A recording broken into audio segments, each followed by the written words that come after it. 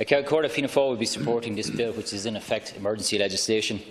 This bill enhances patients' rights by strengthening the human rights aspects of the lawful basis for detaining in psychiatric units those patients with mental health illnesses.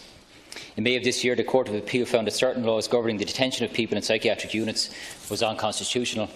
The Court found that Section 15.3 of the Mental Health Act of 2001, which provides for the making of orders extending periods of detention by up to 12 months, breached the constitutional rights for those detained under the section. More specifically, the Court found that an order of detention of up to 12 months without an effective mechanism to review that detention before the order of detention expired breached patients' constitutional rights of personal liberty. The Court's decision affects almost 100 patients, including 15 detained in the Central Mental Hospital. In its judgment, the Court of Appeal acknowledged the potentially chaotic and catastrophic consequences of its decision on those vulnerable patients deemed to be unconstitutionally detained by the state. In effect, the Court's decision meant that the legal basis for detaining these patients no longer existed and that they would have to be released. This posed potential health risks to those patients themselves and, in some cases, to others. The Court, acknowledging these risks, suspended the declaration of unconstitutionality for 6 months to November the 8th so that the Oireachtas could enact laws to remedy the situation. However, in his judgment, Mr Justice Gerard Hogan stated that an immediate and imperative response on the part of the Oireachtas and Government was required. Hence the amending legislation before us today. Due to the urgency of the matter, this amending legislation must pass to allow enough time for the preparation and issue before the 8th of November of replacement renewal orders and associated mental health tribunals for those patients affected. For this reason, Fianna Fáil has agreed for this legislation to bypass pre-legislative scrutiny. However, that does not mean that this bill should pass into law without comment or observations. In 2015, the report of the Expert Group Review of the Mental Health Act 2001 was published.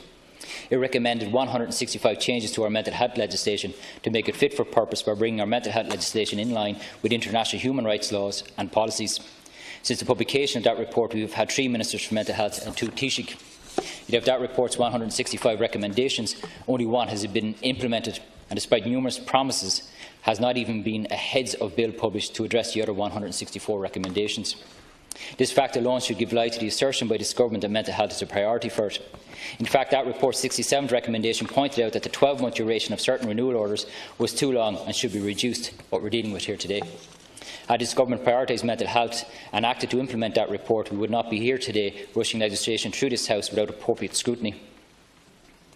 In light of the proposed legislation, there is a clear need for greater access to information on how to make a complaint and for proactive advocacy supports for those using our mental health services. This is especially the case for involuntary inpatient users of mental health services. These patients are deprived of their most basic human right, that of their liberty.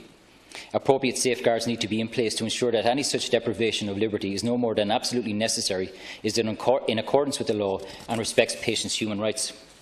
To achieve this, the Minister needs to ensure that the range and capacity of Ireland's mental health advocacy services is expanded in order to meet the needs of people with long-term mental health difficulties. Otherwise, patients' rights are meaningless. I do have a number of questions, of which I will be anxious for the Minister to answer this evening. 1. Will the Minister provide a date on which he will publish a heads of bill for the comprehensive reform of our mental health legislation, which will include the expert review group's recommendations? 2. Will the Minister provide greater funding and access for proactive advocacy supports for those using our mental health services so they can exercise their rights under this legislation and other legislation? 3. Will the Minister commence Fianna Fáil's Mental Health Act of 2018, which addresses some of this Government's failure to reform mental health legislation?